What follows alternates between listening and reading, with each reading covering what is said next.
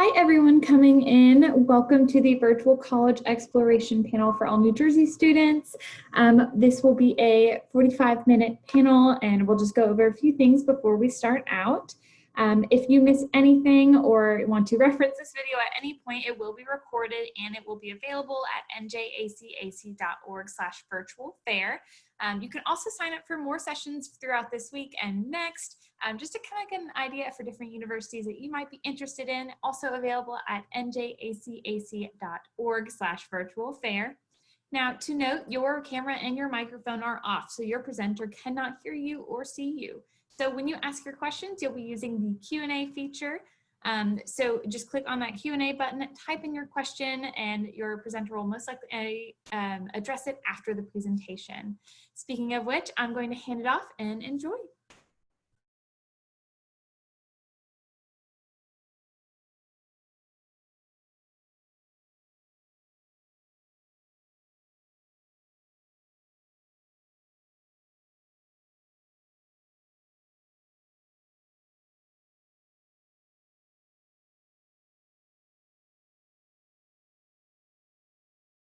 I was muted. Thank you for that.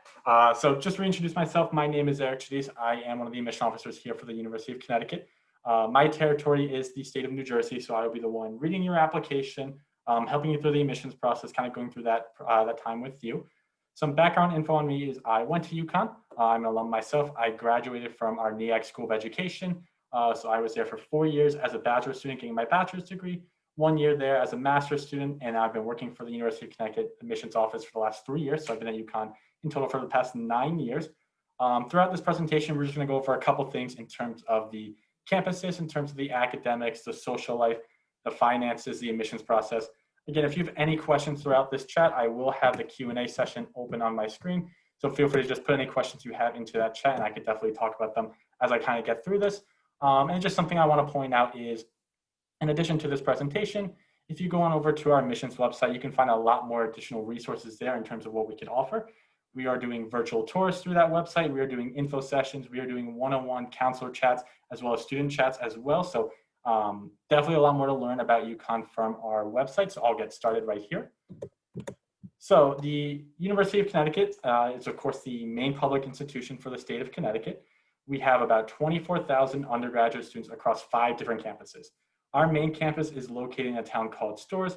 That is our main campus, our flagship campus. That's most likely what you think of like when you think of UConn. That's probably what I'll be talking about mostly today. We have 19,000 undergraduate students there, so we are technically about a medium-sized school.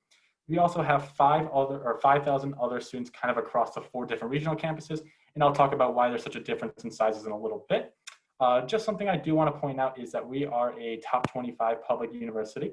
According to the Houston News and World Report, we're up to number 23 this year, which we're very excited about. Just something I like to mention, because it shows that the name UConn does carry a big weight, not just in Connecticut, of course, but also in New England, in the Northeast, but also the entire country. So something I like to mention, that when it comes to applying to grad schools, when it comes to applying to jobs and career opportunities, that UConn degree is going to weigh a little bit more just given this ranking. So just something I like to mention, just shows that the name UConn does carry a big weight kind of across the country. So as I mentioned, our main campus is located in a town called Storrs. Storrs itself is really just the campus itself. It's actually within a town called Mansfield, Connecticut, which has about 26,000 people. So it's a very standard, kind of very stereotypical type of college town. That's our main campus in Storrs. Again, 19,000 undergraduate students there. We have 5,000 students across 4 different regional campuses all throughout the state of Connecticut, in Stamford, Waterbury, Hartford, and Avery Point. Those campuses are mostly for in-state commuting students. I don't see a lot of out-of-state students apply to those 4 regional campuses for 2 different major reasons. The biggest reason is going to be that there is not a lot of residential life and residential options at those regional campuses. With the exception of the Stamford campus, the other 3 regional campuses really don't have any like dorms or residential life or things like that. So it would be tricky for out-of-state students applying to those campuses. So that's why we see a lot of them attend Storrs. The other major reason we see a lot of students from out-of-state will be applying to Storrs is that is where most of our academic programs can be completed. We are a little bit limited in capacity in terms of courses and professors at those regional campuses. So most of our degrees are going to be at the Storrs campus. The only exception to that would be for things like marine sciences or some select business programs, or for example, our social work program, which is at UConn Hartford.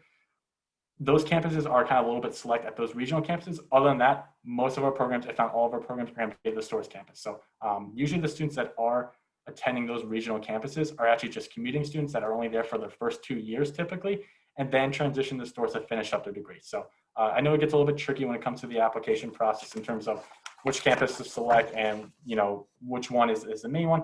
You're most likely going to be looking at Stores. That location of Stores is about a half an hour from Hartford, which is Connecticut's capital and biggest city. We are about an hour and a half from Boston. We are about 2.5 hours from New York City, about 40 minutes from Providence, Rhode Island. And from you in New Jersey, depending on where you are, probably between 3 and 4 hours, again, depending on traffic and things like that. It's a real nice central location. It is super well connected to a lot of different bigger metropolitan areas in the Northeast, with New York City and Boston being, two major cities in the Northeast, but even Providence and Philadelphia not being too far away. We see it lead to tons of professional benefits in terms of different career and job opportunities, in terms of internships, in terms of networking experiences, alumni engagement.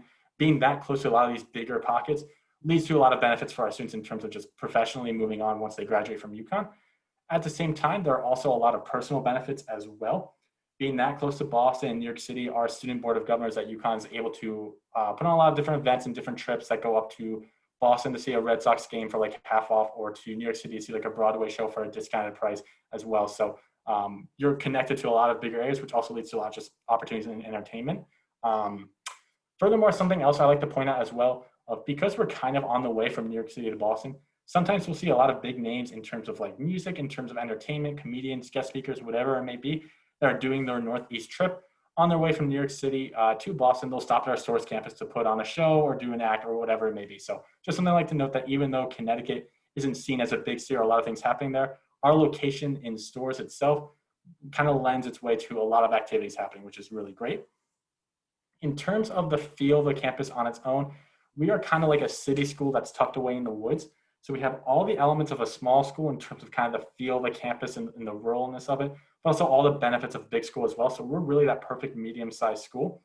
Something I want to highlight when it comes to that small school features is, like I said, the town we're in of Mansfield is very small. It is very rural. So our campus is going to reflect that to some degree. It's pretty green. I see some questions, and I'll definitely talk about that. The campus itself is pretty green. We have a lot of trees on campus, a lot of grassy fields on campus, some rivers and lakes and things like that. So if you're looking to go to a school that is a little bit, more earthy, crunchy, that is a little bit green and in tune with the environment, our campus is definitely going to have you covered for that, because in reality, Connecticut's a pretty green state, so our campus does show that as well. At the same time, we are still a big institution. We have about 19,000 undergraduate students there. If you factor in faculty and staff, you factor in graduate students, you factor in people visiting for the day, we could get up to really 35,000 people at any given time. So it does kind of feel like its own independent city, because we actually outnumber the entire town we're in just in our small campus alone. So we have a great downtown area called Stores Center that has tons of shops, restaurants, museums, apartments, and things to do down there. We have an ice rink on campus. We have a movie theater on campus. A lot of our athletic teams will play on campus as well. So it's a very exciting place. It's a very energetic place. Always a lot of things happening, always a lot of opportunities, which is really great. So you get all the elements of a big school in terms of the opportunities and things to do, but also you get all the elements of a small school that are really nice in terms of it's all one self-contained campus. You're not walking city blocks. It's not, 40,000 people at any given time. So there is a lot of opportunities, but also it's not overwhelming or not daunting by any means. When you talk about the campus, of course, you're going to talk about the people that we have there. Some two facts I kind of want to highlight to you is that our last incoming class was about 60% in-state students, about 28% out-of-state students, about 12% international students. And something else I want to mention is that we have students from 42 different states, about 108 different countries. So it's a very diverse population, not just in terms of cultures and religions and races and things like that, but also just in terms of where they're coming from. And I bring this up especially when I'm talking to out-of-state students, because it's going to highlight two different things. Number one is it's going to show that there are a lot of students going through a very similar experience of you. I know sometimes there is a misconception of coming from an out-of-state school to a very public school that is like the main school for the state. You're kind of at a disadvantage. Sometimes there's a conception it's like 85% in-state students, or that everyone there went to high school together and graduated together, and already they have like their core groups kind of set up, and it's hard to kind of like penetrate those groups.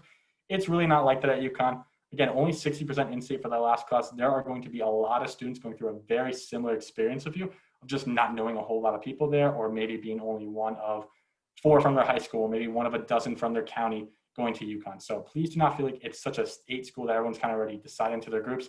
A lot of students going through a very similar experience of you of just not knowing a whole lot of people there, which is going to be great. At the same time, there are a lot of students going through a very different experience of you.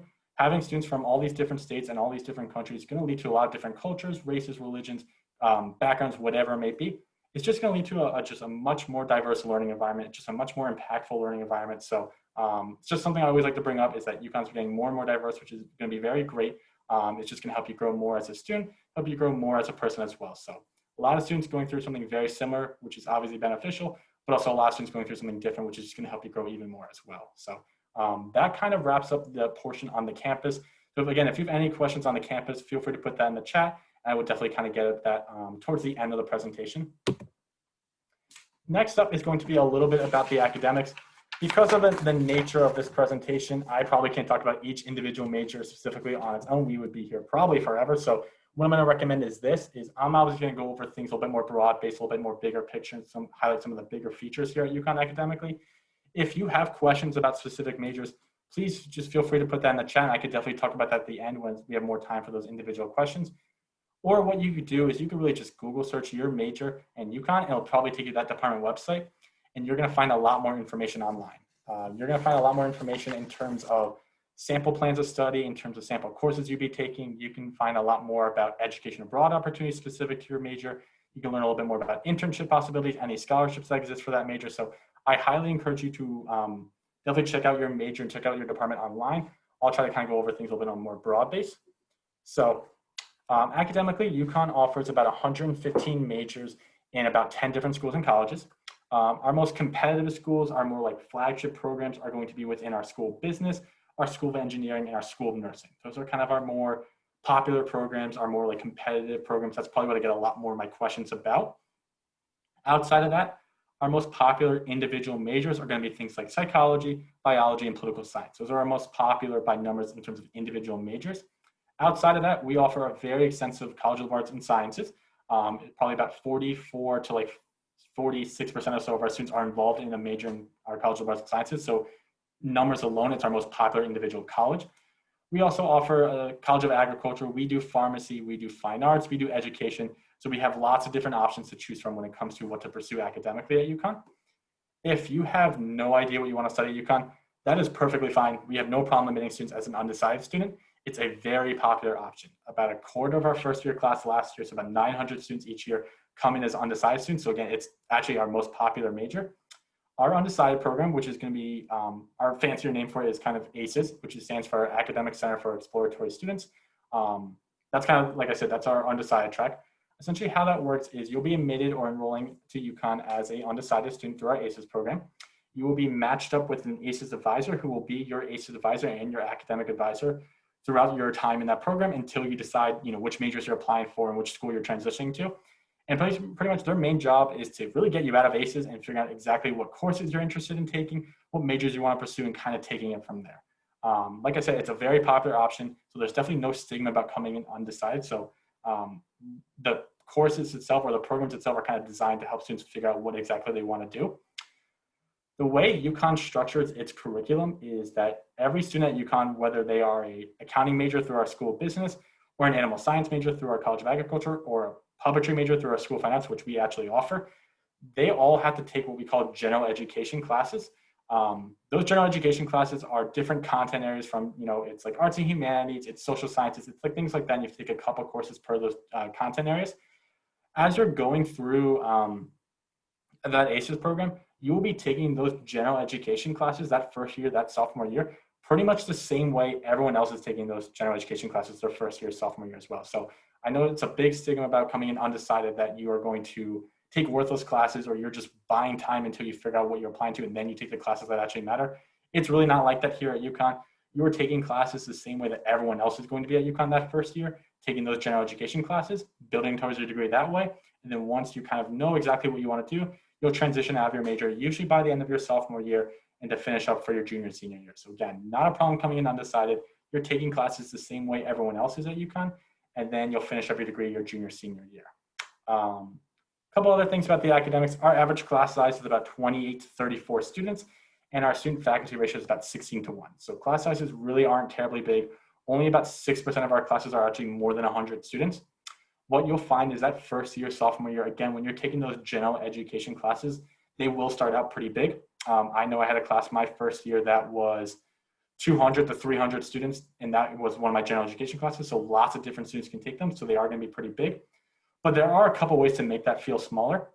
Even when you have that giant lecture hall class twice a week, you'll have a discussion or a lab section once a week that is you, a TA, and about 20 to 25 other students to kind of go over the material in a more smaller classroom setting, get you that hands-on learning opportunities, get you that one-on-one time with faculty and staff. So even when you have those larger lecture hall classes, there are ways to kind of make that feel smaller. Another great opportunity is a lot of our professors are going to hold office hours. There are going to be a couple hours, a couple of times a week. You can stop in, ask them any questions about material you may have missed or that you just didn't understand, kind of go over some of the things in the lecture, so things like that. So if you do need that more one-on-one support and you have some additional questions that you don't want to ask in lecture, office hours is going to be a great opportunity for that. So those general education classes will start out pretty big, but as you progress to your major and you get into your upper level, very specific like animal science classes or communication classes, they're going to get a lot smaller. I know I had a class my senior year in my education program that was only 4 students. So they're going to get a lot smaller as you move up. Just in case you are worried about having those big classes, it's really not that long of a time that you have them. 2 other things I want to highlight when it comes to the academics is going to be our honors programs and our special programs. Our honors program is about 500 to 550 students each year. So it is a good amount of students, but it is still going to be highly competitive in terms of what we're looking for. The big note about our honors program for all of you prospective students here is that there is no separate application. So all you need to do is just apply to the University of Connecticut through Common App, Coalition application, whatever you want to use, and you are automatically considered for our honors program. So nothing extra you need to do, nothing you need to check off. You're completely good to go as long as you complete your application in on time. In terms of what we're looking for, it is a little bit hard to say because we recently became test optional. So I will kind of go over what that means a little bit later when I talk about the admissions process. But the big thing for you to know right now is that there's something extra you need to do, just apply and you're considered. There are tons of extra benefits when it comes to the honors program in terms of like what it rewards you with. You have to, you get the opportunity to pick courses a little bit earlier than everyone else. You get to pick your housing a little bit earlier than everyone else. There are different events and workshops you get to attend. Honors level courses are also really nice as well. It looks great on grad school applications and job applications as well. So tons of extra benefits of the program as well. The next thing I want to quickly highlight is going to be our special programs. These special programs are essentially like very competitive pre-professional programs that are designed for students that are very ambitious and like kind of know what they want to do in terms of like medical school and law school and things like that. How the application process works for these programs is students, when they're completing their common application or their coalition application, they can also apply to one of these special programs as an incoming first year student. That is when the application process for these work. Essentially how that program works is if they are admitted to that program as well as being admitted to the University of Connecticut, they pretty much have a guaranteed admission into medical school or the law school contingent upon their completion of the program. So as long as they maintain a certain GPA, take the courses they need to, remain in good academic standing, things like that, they should have no problem transitioning into that medical school or that law school. The big thing I do want to highlight about these programs is that they are not specific majors. There is no particular major you need to do in order to be in that special program in medicine or a special program in law. There are some majors that make a little bit more sense in terms of what you have to do, because in that special program, there are certain classes you need to take. So for example, in a special program in medicine, there are some upper level biology classes and chemistry classes you need to take. That lines up a little bit better when you're majoring in biology because you're taking classes for your major. At the same time, you're taking the classes for the special program. So those line up a little bit better. But if you want to pursue a different degree, that is going to be perfectly fine as well. Just talk to your advisor about it, and it will let you know which courses you need to take in order to apply to the medical school.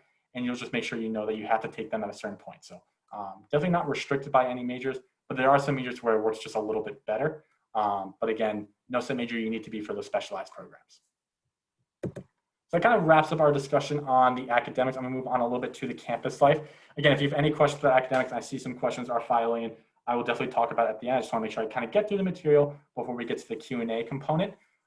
Next up is campus life. There are a lot of things that make up UConn outside the classroom, from clubs and activities to education abroad to Greek life to research, whatever it may be. Just because we have a limited amount of time, I can't sit here and talk about every single thing UConn offers outside the classroom. So what I'm gonna do is kind of highlight 2 major things and then talk about some resources you can use to kind of learn a little bit more about what we offer outside the classroom. The big thing I thought about UConn that I really liked about the school when I was there was just the level of involvement we had through our clubs and organizations. As you can hopefully see on the screen right here, we have 700 plus different student organizations and clubs offered on campus, and they really range all over the place. We have clubs related to political interest, to personal hobbies, to professional development, to whatever you could think of. Some of the more interesting clubs I read about was our skydiving team. We have a bad movies club. We have a chicken club. We have a stargazing club. So we have clubs on really anything you could think of. As you can tell by clubs like that stargazing club and our chicken club, these are made and operated by students. I believe over 90% of the student clubs we offer on campus were made by students at some point in time and are just consistently run by students year in and year out. So what that means for you is that there's going to be a lot of options to choose from in terms of what already exists.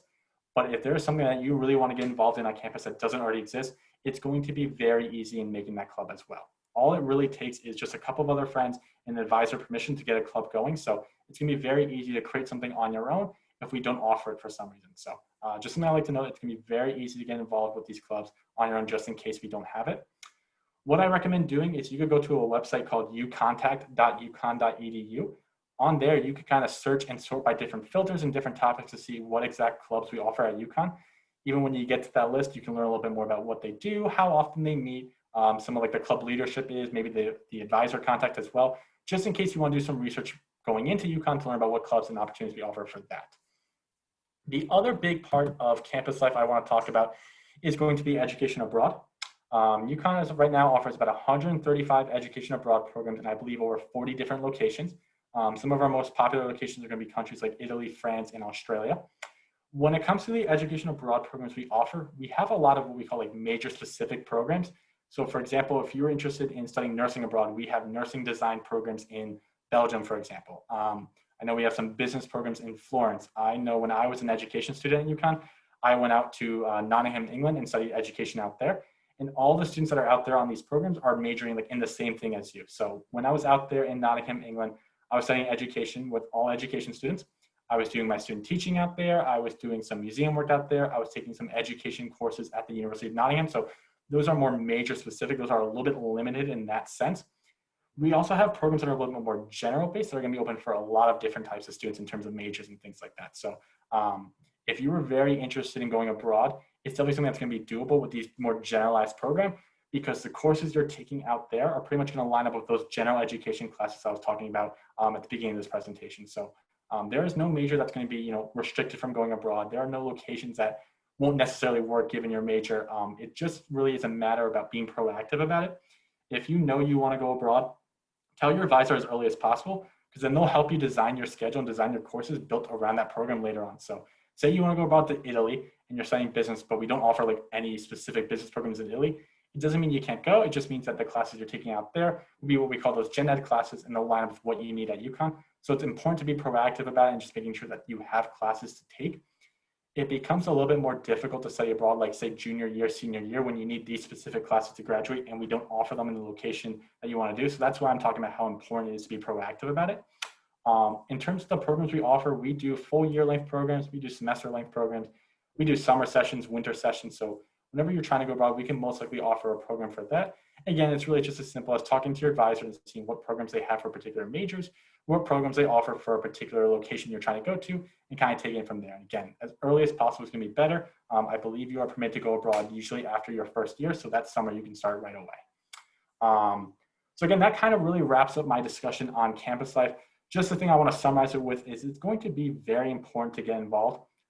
Whatever high school you're going to in New Jersey, you're going to be going to a much larger environment at UConn, or even if you pick a small private school or whatever it may be. It's easy to feel a little bit overwhelmed by that. It's easy to feel a little bit challenged by just the overall size.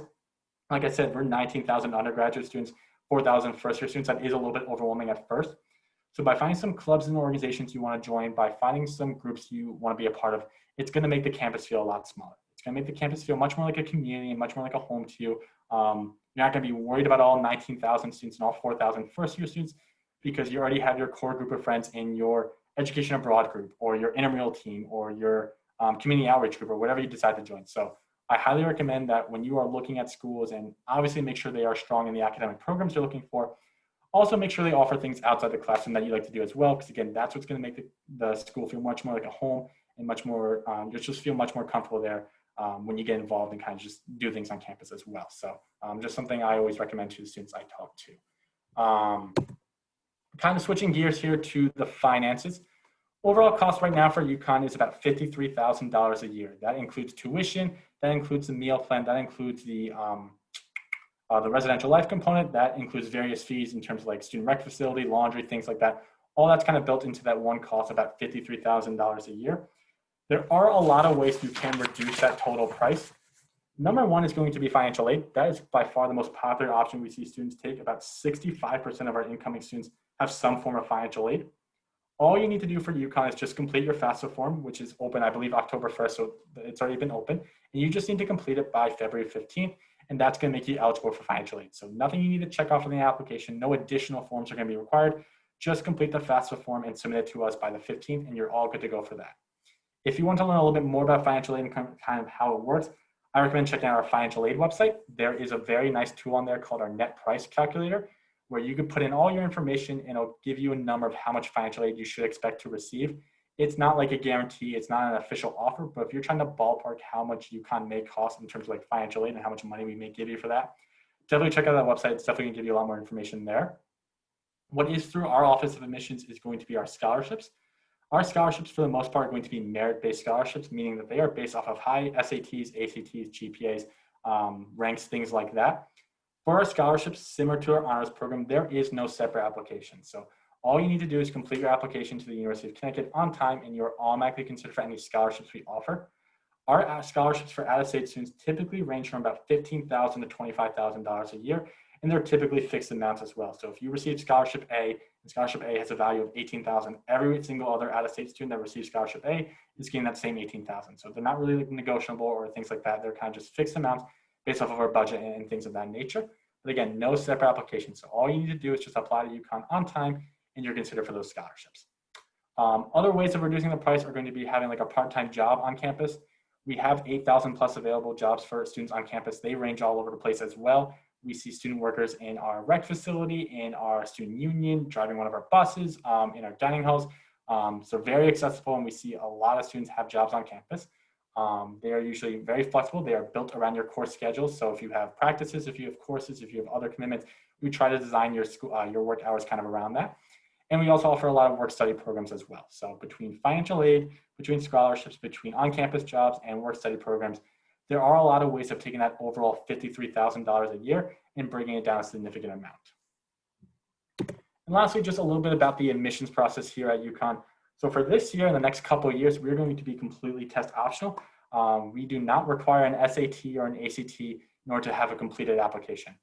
Furthermore, there are no students that are going to be disadvantaged if they don't have a score, and no decisions can be impacted if they don't have one as well. So I know sometimes there's like a stigma about not having a score, that if you don't submit a score, it means that it's like low and you're hiding it from us. It's really not like that at UConn. If you submit an SAT or an ACT, it's just another piece of the puzzle we'll look at when we're doing our application review. But if you don't submit it, again, it's just one less thing we'll look at, and we'll just look at everything else on the application. So I just want to note that the SAT and ACT, again, with it being test optional, also extends to any of our special programs, our honors program, our scholarships, anything like that. So there is no part of our application that is going to require a testing component in order to be considered for that. So if you want to submit it, that's great. We'll take a look at it. If you don't want to submit it, that is perfectly fine. We understand this year was a little bit tough to get a testing with the world being on fire and everything. So if you have it, great, we'll take a look. If not, don't stress out about it. In terms of what we do require, we are on the common application and the coalition application. Whatever application process you want to use can be perfectly fine for us. Again, completely test optional for this year, the next couple of years as well. We do require transcripts to be sent officially from your school. Your guidance counselor, your college counselor is going to be very familiar with that process. It's really just a matter of just letting them know which dates and deadlines to know about, and I'll kind of talk about that in a little bit. But those transcripts need to be sent officially from our school. We do require the essay section of the application. It does not, there are no supplemental questions you need to answer for UConn specifically, with the exception of our special programs in like medicine, law, education that I was talking about before. Those do have some additional short answer questions. Other than that, as long as you just write that essay that is built into the application, you're perfectly fine. I know there are a lot of different prompts to choose from. There's one prompt that you could write about whatever you want. All of those are going to be perfectly fine. As long as you have that, you're set, you're good to go. Letters of recommendation are also going to be optional as well. I highly recommend submitting them if you can. We probably get between like 95 and 98% of the applications I read last year had 2 letters of recommendation attached to it. So usually your college counselor is going to have to write you one. If you just get a second one from like a coach, employer, teacher, or another teacher, anything like that, just submit it along to us. That would be great, because it's really only going to enhance and help your application. When it comes to what we're looking for, the big thing at UConn is that we have a very holistic review, which means we pretty much look at every single part of the application. As someone that's going to be reading your application this fall or this winter, I take a look at everything from the first page to the last page. I read it all. So the transcript is probably going to be the most important thing. I'll be honest with you. We are a university, so obviously the grades and the academics are going to play a big part. So I will be taking a look at the courses you're taking, the grades you're getting. But also when I'm looking at the transcript, I'm going to look to see, have you been taking more and more challenging courses throughout the year? Have you been going from like C's and B's to B's and A's as you progress towards your senior year? So all that's going to be very important as well. Even outside the transcript, every single part of the application is going to be very important as well. We are looking for very well-rounded students that are equipped with the skills to succeed both academically in the classroom at campus, but also at the campus itself in terms of just socially, emotionally, culturally, things like that. So we are looking for students that are well-rounded, that are going to succeed in and out of the classroom at UConn. What that means is I'm going to take a look at your extracurriculars, your community service, your leadership experience. I'm going to read your essay closely. I'm going to look at those letters of recommendation. So every single part of the application is going to be reviewed very closely. So my biggest piece of advice to all the seniors here when they're working on their application is just make sure you spend time on your application. Make sure that you proofread your essay and that it says something a little bit more about you that we can't see in the transcript, something that you're passionate about. When you're going through your letters of recommendation or when you're kind of working on those, ask lots of different teachers, lots of different coaches, make sure you're getting those letters of recommendation because again, those are only going to enhance your application.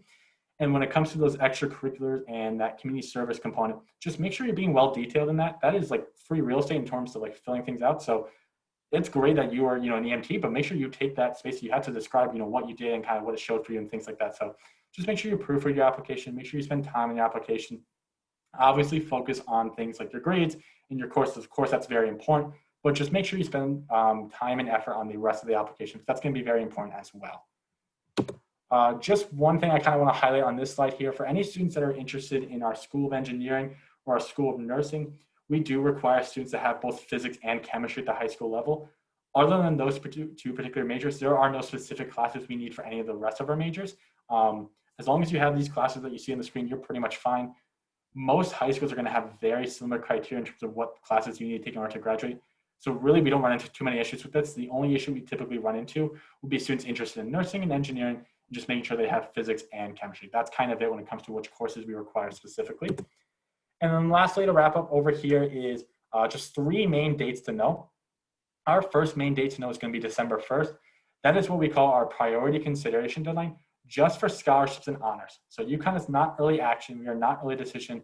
It does not really matter if you apply like 5 seconds after this presentation or if you apply January 14th. Your overall chances of being admitted are going to be pretty much the same in that sense. But applying by December 1st is going to give you a better chance of scholarships, better chance of honors, and that's kind of it.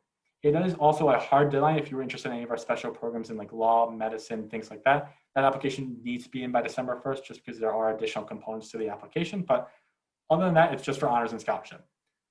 The next date to know is going to be January 15th. That is our hard application deadline for our Stores campus. So everything needs to be in by January 15th in terms of the SAT, ACT if you submit it, in terms of your essay, your transcript, things like that. All applications need to be in by January 15th. And then all admissions decisions will be released by March 1st. So again, applications in by January 15th, but ideally by December 1st, if possible, for a better chance of honors and scholarships. And then all decisions will be released on March 1st, electronically and via mail as well. So I believe that really wraps up my presentation I had for you. I see some questions in the Q&A section, which I'll probably talk about now, but if you need to run off or whatever it may be, my contact info is on the screen right there. Feel free to send me any emails with any questions you have. I check my email pretty much every 83 seconds because it's pretty much all I could do at this point, doing the virtual work and all that. So please, any questions you have, please reach out via email. I will definitely respond to you when I can. Other than that, like I said, there are tons of experiences that you could sign up for online through our admissions website in terms of those virtual tours and info sessions and one-on-one video chats with students and counselors. So I highly recommend looking into that if you have any more further questions about UConn. But that kind of concludes like the actual presentation part of this. So I'll just kind of go through some of the questions that I have here and I'll kind of talk about them out loud. So first question is career development opportunities and internships. So there are, of course, going to be internships and career development opportunities we offer at UConn. we have a career development center that is designed to help students kind of university-wide. And then we also have a career development center just for our school business specifically, just because we know that business world's going to be a little bit different. When it comes to internships and things like that, there are going to be a lot of them are going to be built into the programs. Education students have their guaranteed student teaching. Our nursing students have guaranteed clinicals. So do our pharmacy students. Those are built into the curriculums. When it comes to programs like engineering or our school business, we have internships. They're not built into the curriculum, so they're not like guaranteed for you, but we give you really all the tools you need and all the resources you need in order to kind of apply those internships and get those internships. So we have a website, I believe, called Husky careerlinks.uconn.edu, which has a lot more information in terms of what internships we offer and like official postings and things like that. We do a lot of resume workshops, a lot of interview tips. We help you like market yourself on social media. So we do a lot of the prep work. We give you all the tools and resources you need in order to kind of find those internships and apply those internships. And then you kind of take it from there. As I was kind of mentioning before, with Hartford being so close, Boston, New York City being close as well, we see a lot of opportunities there as well, which is really great about our location. Can I join with undergraduate mind? What can I do in college? Yeah, so when it comes to, I kind of talked about the undecided part of the application. When it comes to changing majors or adding majors or double majors or whatever it may be, it's really just a matter of talking to your advisor about what the process is going to be, letting them know you're interested in changing majors or adding a minor or whatever that may be as well. And they'll let you know which courses you should be taking. So typically changing majors or changing career paths is going to be easy if it's within the same school and college. For example, if you're a College of Arts and Sciences studying psychology and you want to change your major to biology or add a double major of biology, that's going to be pretty easy because a lot of the courses you're already taking for your first degree are going to line up with the one you want to add because you're within the same College of Arts and Sciences. It gets a little bit trickier if you are within the College of Arts and Sciences and you want to add a fine arts degree or if you want to switch majors to a College of Agriculture. It's not impossible. It's not necessarily difficult if you're proactive about it. It just means there are now a lot more different courses you need to take compared to what you needed before. So just something you talk to your advisor about and they'll let you know which programs would be best for you or which classes would be best to take. And you kind of take it from there. What's different about UConn compared to other business schools? Great question. I think it's really going to be the connections. I think our business school is going to be super well connected with Hartford being that close, New York City, Boston, Providence, Philadelphia, a lot of these bigger metropolitan areas. I think the connection part is going to be very great. I know a lot of our UConn business classes are just geared towards getting you prepared for jobs and getting you ready for that next step. I believe our post-grad success rate for our school business is upwards of 86% in terms of grad school, in terms of having a job, internships, whatever it may be. So I really think it's that location that's going to make it very different. And just having that its own career development center is also going to be very important as well. They do tons of work in terms of just outreach to different companies and bringing them onto campus to do mock interviews, career fairs, internship fairs, whatever it may be. So I really think it's just that connections that we offer through our school business through a lot of different areas and a lot of different alumni locally. So I think that's kind of what helps us stand out a little bit when it comes to other schools around us. Are there any special programs for students wanting to earn 2 degrees at the same time? Sort of. So I know we have some programs within our school engineering that are, it's like a management and manufacturing degree. So it's like a school engineering degree and a school business degree. That's kind of the big one that combines things. Other than that, I don't think there are any built-in programs that are offered like dual degrees in 2 different schools and colleges. So for that scenario, it would most likely just be a traditional double major path. Again, I kind of talked about that before when it comes to the actual advising component. Just a matter of talking to your advisor about which courses you want to take and what majors you want to add onto it, and they'll let you know what the process for that would be. So we don't have a lot of programs that are designed towards 2 different degrees, but we do make it very easy and very flexible in terms of doing like a double major or anything like that. Just scrolling down the list here. What do the different campuses like Waterbury and Stanford have? So for the majority of our regional campuses, there are some select programs that are only offered at that campus. I know our Stanford campus has like some business administration programs and some data analytics programs. Waterbury doesn't have too many different programs, but they're going to be also in our school business. So that's kind of what the main differences arise when it comes to compared to our UConn Stores campus is there are some very select business programs and other type of majors we offer at those regional campuses. Other than that, the really big difference is probably just be the size and the feel of the campus. Waterbury and Stanford probably have no more than 1,500, 2,000 students at those campuses compared to stores of 19,000. So in terms of having that smaller class size, in terms of having that smaller campus, that part's gonna be different as well. And especially for something like Stanford, it's kind of like in the heart of Stanford. If you've ever been there before, it's a pretty popular, pretty robust city. So that feels gonna be different compared to maybe our Stores campus or certainly our Avery Point campus. So that's kind of what the big difference is between our regionals and our main campuses. It's gonna be a much more of like a smaller school setting, probably classes more familiar in terms of size compared to what you're feeling in high school. And there are some certain select majors there. But if you go to any of our admissions websites, for any of our particular campuses. They'll definitely have a lot more information in terms of which majors they offer there, and that could be completed there compared to our Stores campus. Yes, so questions related to international and the TOEFL scores, I would just recommend going online for that. I can give you the contact info, or all the contact info for our international mission officers can be found on our website as well. They'll definitely have a little bit more information in terms of like TOEFL scores and things like that. I know we will take the TOEFLs when it comes to that, the requirement to get into UConn. I'm not sure the exact scores we're looking for, so I would hate to give you the wrong information. So I'm just gonna, unfortunately, have to direct you to our international section of our missions website. Reach out to either Alexander or Christina. Those are our 2 mission officers, and all their contact info is going to be on the website. And they could definitely answer any specific questions you have related to the TOEFL. So hate to kind of just direct you somewhere else, but I think they would give you the much more specific information you would need.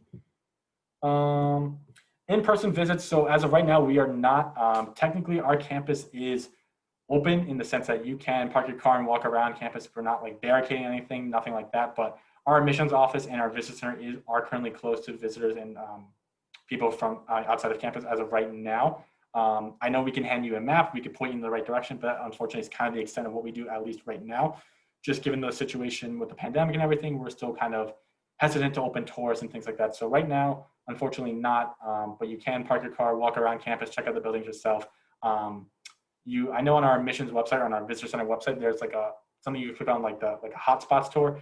We'll let you know like which places will be good to check out if you are coming to campus. So I recommend looking at that and then driving over to campus to see what we offer. But in terms of formalized tours, unfortunately not yet. And then last question I see for right now is, does UConn do super score for the SAT? We do. We super score the SAT and ACT. So if you submit multiple attempts at the exam, we'll take your highest levels for your different sections in terms of critical reading in the math section, and add that together for your score. So we do super score SAT, ACT, and all of our testing. So, but again, completely test optional this year. So if you don't have those scores, don't worry about it. But if you do submit a different bunch of scores, we'll super score and take the highest scores. That's kind of it. Those are all the questions I see. Those are great questions. Is there anything else before I wrap up?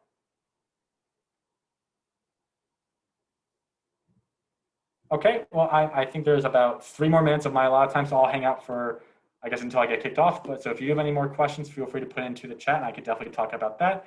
If not, feel free to just send me an email with any questions you have, or definitely check out our admissions website. And there's a lot more ways to get engaged with our campus out there. So thank you so much for being here. I appreciate your time. Have a great day. Thank you. Well, thank you. That was wonderful. But just a few housekeeping things before you guys head out, if you haven't already headed out. There will be a quick survey once you log off this panel. It's just about 4 questions and super easy. Sure. I recommend you sign up for more of these sessions at njacac.org/virtual fair. We'd love to see you at a few more. Also, if you're something you want to reference back, or if you had a friend who missed it, no worries. Recordings will be available at njacac.org/virtual fair again. And again, reach out if you have any questions. He is more than happy to answer them. But hope you all have a great day, and thanks for attending.